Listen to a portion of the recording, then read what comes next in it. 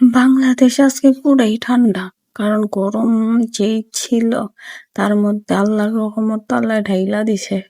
বৃষ্টি নেমে গেছে। তো ভাবলাম এই বৃষ্টির দিনে যদি গরম গরম নানা খায় কি মজা আছে। তো এর জন্য ডাল বাটা দেয়া পেঁয়াজ বানাইলাম। তো বেশি কিছু নেই গা। কালকে রাতে ভিজিয়ে রাখছিলাম ডাল। ওই ডাল বাইটা তার লগে ডাইলের চেয়ে বেশি দিছি পেঁয়াজ। তারপর দিছি কাঁচামরিচ। ঝাল আপনারা যেতটুকু খাইবার পারেন অতটুকু নিবেন।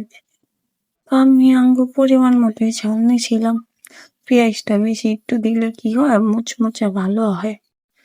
তো লবণ পেঁয়াজ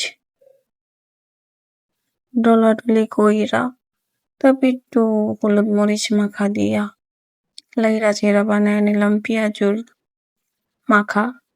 তো একটা কড়াইয়ের মধ্যে তেল গরম কইরা তেলটা একটু গরম করবার দিয়েছিলাম।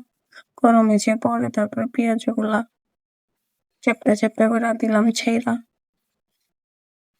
আর কি নেড়া চেড়ে পিটে পিটু উঠে লাল মাল কইরা আমি আলো এলেই হয়ে যাবো পেঁয়াজ বোনা।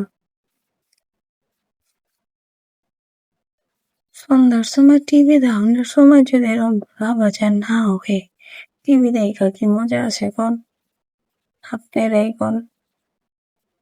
তো অনেকক্ষণ বৃষ্টি যাওয়ার পরে পরে গেলাম ছাদের উপরে যায় বৃষ্টি কমছে পরে যায় দেখি হাই আল্লাহ আমার গাছগুলার তো বেহাল দশা। আম গাছটার উপরে ঠাডা পড়ছিল না কে জানে আল্লাহ জানে। আম গাছের একটা আম সুদ্ধা ডাইল ভেঙ্গা পড়ছে। আম গাছের ডাইল ভাঙ্গে নাই তো মনে হয়েছে আমার আটটা ভেঙ্গে আছে। এত কষ্ট লাগছে। আমার এত স্বাদের মরিচ গাছগুলা মরিচে ভরপুর ছিল। ওই মরিচ গাছের উল্টা এত পয়সা দিয়ে মরিচ গাছের মাথাগুলা ভেঙে রয়েছে মরিচ সুদ্ধা। হালা এই বৃষ্টিতে কার কি ক্ষয়ক্ষতি হয়েছে জানাইবেন। আমার তো পুড়ে গেছে সব গেছে সব।